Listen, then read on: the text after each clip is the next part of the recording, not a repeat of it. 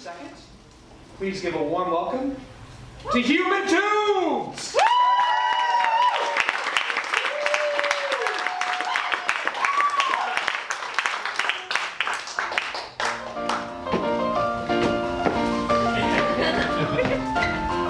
Well, Happy New Year!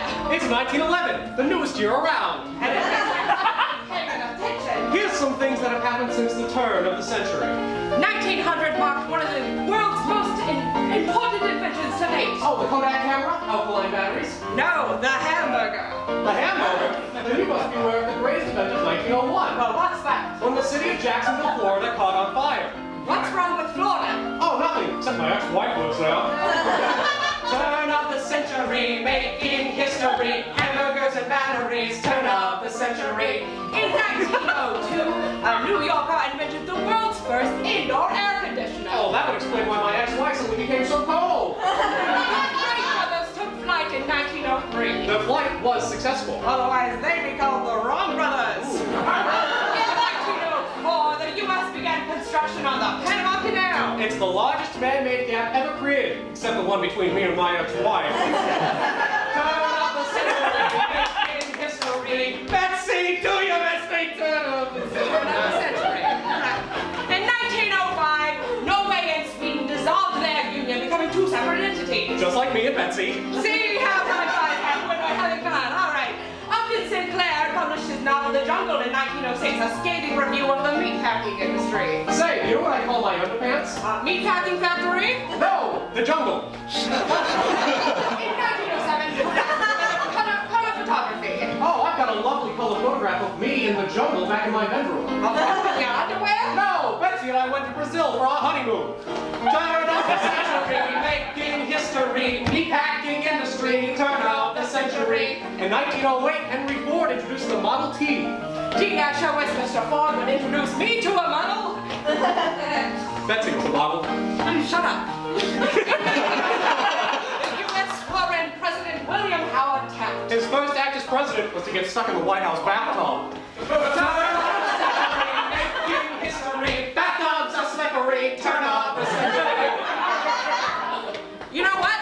What are you looking forward to in 1911? Well, Shelley, I would sure like to see one of them aeroplanes do a loop-de-loop. Oh, you know what I'm looking forward to? What's that? I sure wish that there would be equality achieved worldwide, that we would see representation for women and people of color. We would like to see legislation providing equality for people worldwide. I'd sure like to see that in 1911. What? Or maybe a blank. Oh!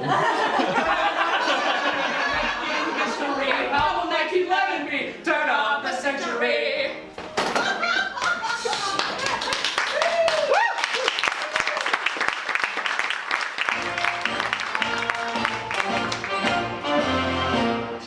Good morning, my fellow Americans, and Happy New Year. Would you like to hear my New Year's resolution?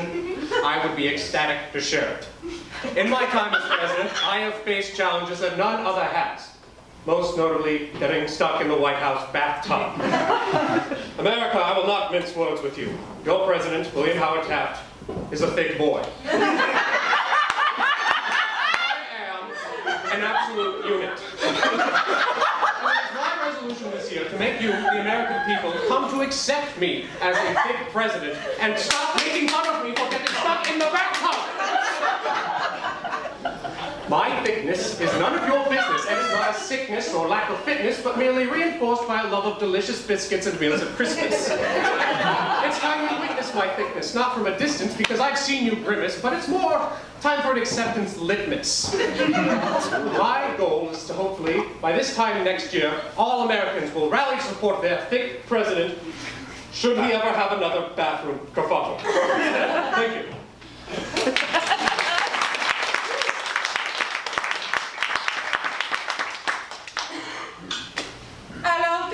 You wanted to see me? Oh, bonjour, Melly. Come in, come in. You remember Louis and Jacques? Yes, bonjour, Louis. Bonjour, Melly. About time you got here. Bonjour, Jacques. Bonjour, Louis. I was told that you have something to tell me. Oh, gosh, she already seems mad.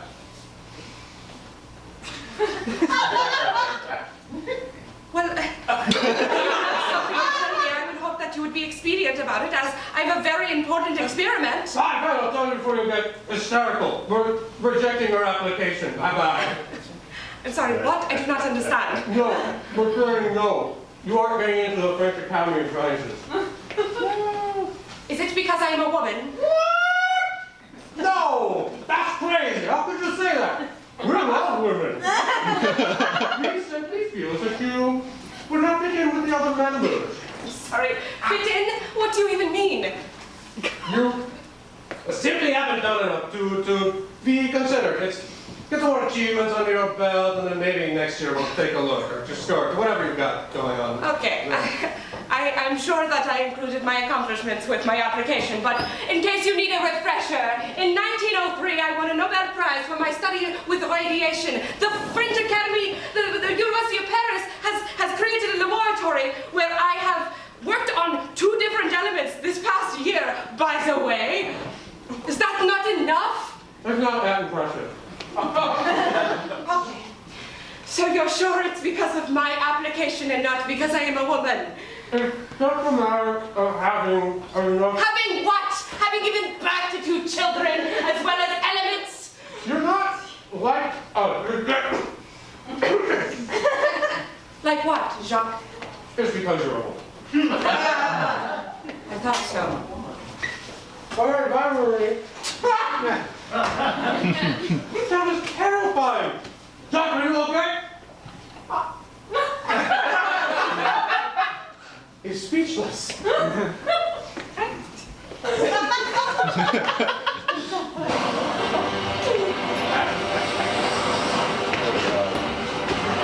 Captain Robert Falcon Scott's log, February 2nd.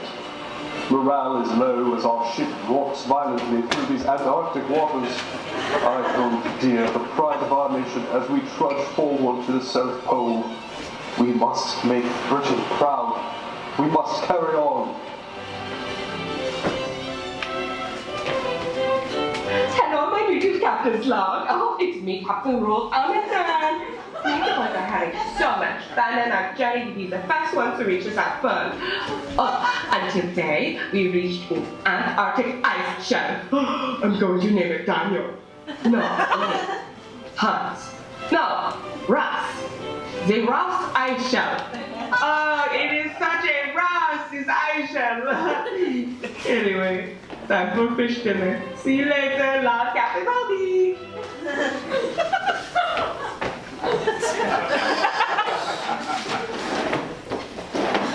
Good morning, Georgia. Morning, boss. So, I read something this morning that apparently it's the first International Women's Day. We need a greeting card, so I'm gonna get illustrating. So I had this idea. On the card we see a woman, she's at town hall. Get this, she's got a ballot in her hand. Okay. And on the inside it says, maybe someday, ladies. No. Well, you try one. Okay, so imagine a woman picks up her first International Women's Day card, and inside, or on the front at least, it's this big, beautiful orchid with petals just blooming, and they're full of life, and just... All right, so what about a celebrity card? We get that vaudeville broad, Mae West? Yeah, and she's standing next to this giant tulip just covered in pollen, and it's yearning to be touched and... Oh, I know. We get a card with First Lady of the United States, Helen Herron Taft. And she's standing over a bathtub. Yes. Rose petals, thick and luscious and Wet your paintbrush with turpentine paint, Miss O'Keefe. That's the one. You know, maybe I'm glad there's an International Women's Day. You know, women can be anything they want these days. They can be a doctor, secretary, or a lawyer's secretary, or a millionaire, the mistress, you know? And you, Miss Georgia O'Keefe, you are a true talent. Say, one day I might pay you as much as my male employees. Oh, you know these flowers you paint, they sure do look like something else. Ah, yes, a boat.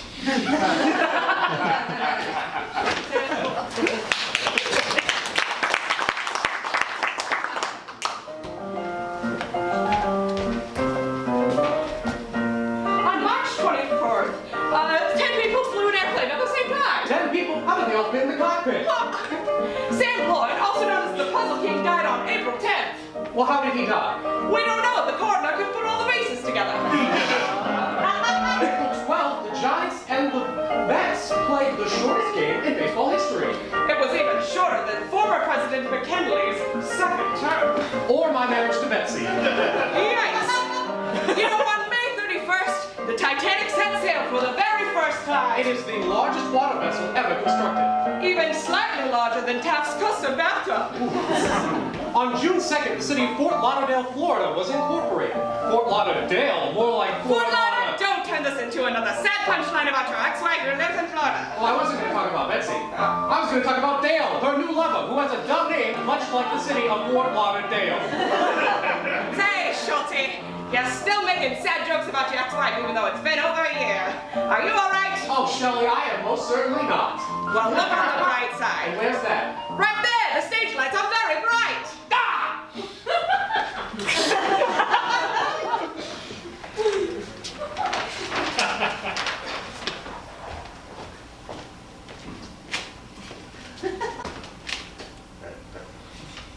Guys, I found it. It was right there.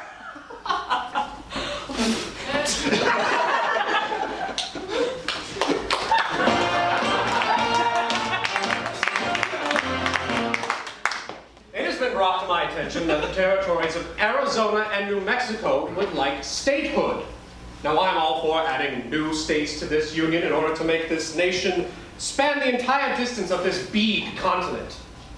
But, as I recall, the Arizona Sentinel and Albuquerque Morning Journal both printed hilarious cartoons of me, the president, being stuck in a bathtub. Am I stuck in the economy? What does that mean?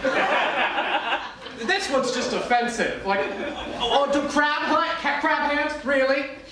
So maybe the citizens of those territories can reach out to their media outlets and wonder why I am vetoing their statehood.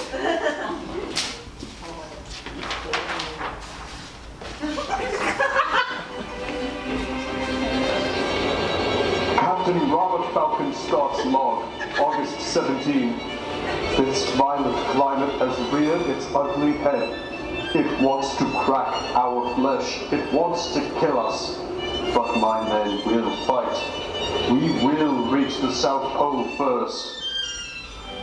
Dear Captain's log, it's me, Captain Roby. So some of the men got in a little tiny dip with me and they're like, oh Captain, we are freezing. We're going to die out here. And I'm like, hello, I am your captain. Do you want some wine? Anyway, Norway is going to be thirsty in the race to South Pole. Okay, bye, XOXO. Well. It turns out, after some editorials and redactions, Arizona and New Mexico are down with the thickness. I think the rest of the country should take note of these states, and that it is entirely possible to get down with the thickness.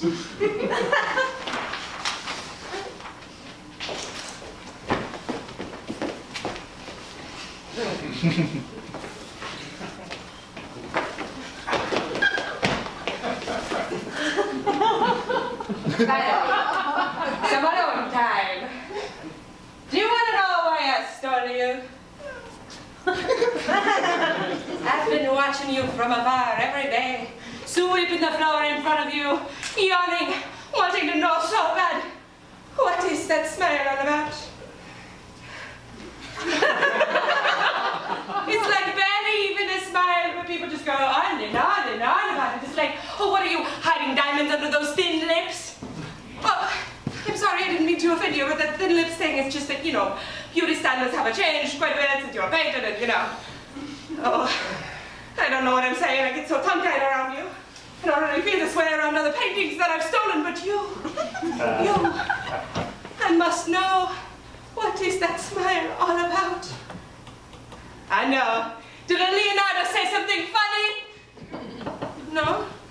Well, you had a little toot. You have a little toot that only you know about. Well, maybe if I could just see what you're saying. I'm sorry. I didn't mean to scare you.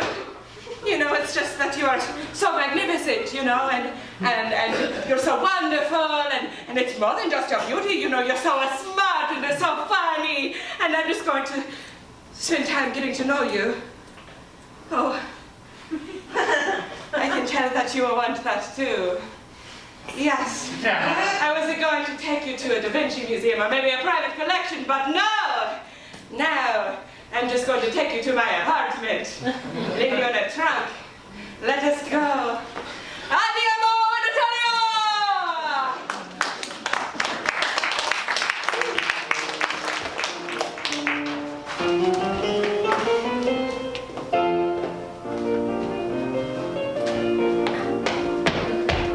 Why, it's the middle of the year. And you know what that means? Why, summer sports and games? No, it's time to pay our bills. I thought that was a throw-in disc. Well, you can't throw it. Throw it right into a photograph and hear the hottest songs of the year 1911, all compiled by the Columbia Record Company. A phonographic record, you say? Why, that's the most wonderful way to play modern music. So wonderful, in fact, that we couldn't fit all these songs on one disc, so we're offering a two-disc set. Two discs, you say? You me right, left, and all the way down the mountain. Now, each disc is packed with its own unique variety of music. Wonderful. That's what I would have to call music. And how? Say, what's on that disc of yours? Why, this is disc 1, and thank you so much for asking me that question the record company told you to ask me. This is disc 1, songs for men, by men, about everyone else. We stay and live in Dixieland. There's a girl in Havana. When you kiss an Italian girl, the Spaniard that blighted my life, my hula hula love, and can't you take it back and change it for a boy? Gee, what a wonderful variety of peoples represented through music. I sure am glad Columbia is paying us to say these horrible things. Me too. And they picked so many great real songs on this disc that I'm amazed there's even more for a second one. There's more? Well, what's on this one? Love songs, of course, bewitching ballads for your beautiful baby. This disc has any little girl that's a nice little girl is the right little girl for me. Make me love you like I never loved before. I want a girl just like the girl that married dear old Dad. Stop, stop, stop, parentheses, come over and love me some more. And when I was 21 and you were just sweet 16. What a lineup! Gee, I sure don't want to say it, but I have to say that it is technically music. They gave us these records for free, and I don't want to keep them in my house. Why? Because you're a morally conscious person? No, because I'm sending them to my ex-wife. But you don't have her address. I'm just going to bite the label, worst person in Florida, and she'll figure it out. Wow! Send a shiny nickel to the Columbia Record Company, and we'll get you your very own copy of. Now that's something I would like to call music. Best of 1911, 2-phonograph disc record set.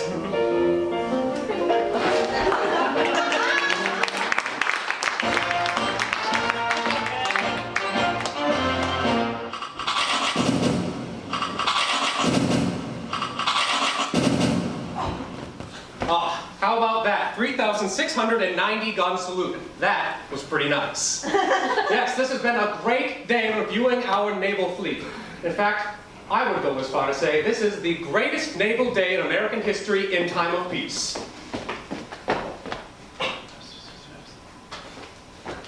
Yikes! Okay, I have a message I would like to read, everyone. It is with great remorse I must announce the death of Seaman Gustav Frey, who fell overboard and drowned during today's festivities. This is why I do what I do. That poor young man was probably trying to get a better look at me, the president, and what did it cost him? Everything. If only I had been more thick. Maybe that young man wouldn't have lost his life in such a meaningless way.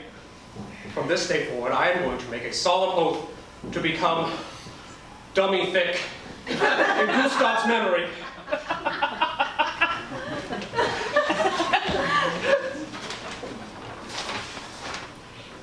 And now, for discovering the elements radium and polonium and the isolation of the element radium, the Nobel Prize for Chemistry in 1911 goes to Marie Curie.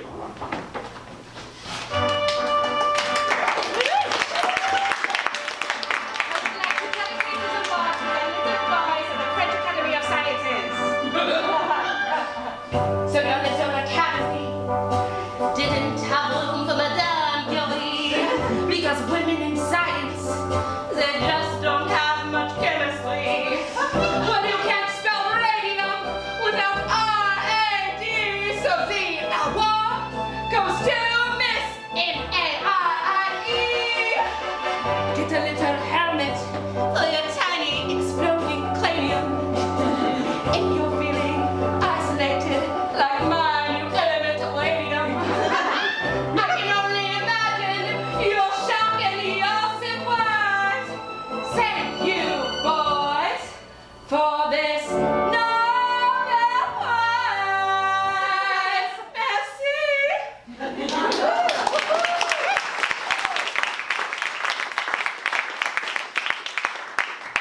Captain Robert Falcon Scott's log, December 14. I can't believe it. We are so close. Conditions have never been worse, but morale has never been higher. Britain is going to be the first to make it to the South Pole. Dear Captain Maine, I regret to inform you that on December 14th, we've run out of Norwegian potato wine. But we did make it to the South Pole. Norway is firsties, Norway is firsties. Oh, and I see a tiny group of men in the distance. I hope they have wine. Yay!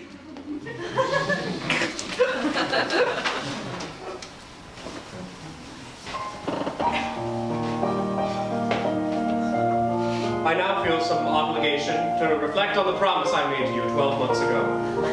Has America come to accept a fake president? No, not.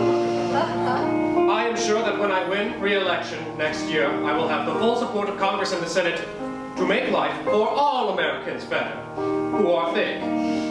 Which is why I am now announcing my campaign slogan for next year. It is nothing but fair to leave Taft in the chair. Given that the chair is sturdy and well-built, and much like I can handle my political opponents, can handle this thick boy.